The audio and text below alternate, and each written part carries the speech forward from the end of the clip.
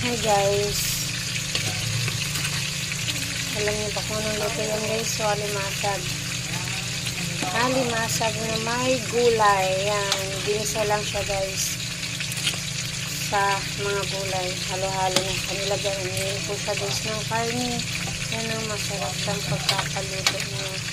Ang halo niya ay alimasag. Yan guys yung aming tira sa aming tindahan, ang alimasag. Ngayon, walang sayang guys. Niluto naman yung tira, hindi na po siya mabili kasi konti na yan ang aking ipapaulam sa kanila guys. Ang alimasag.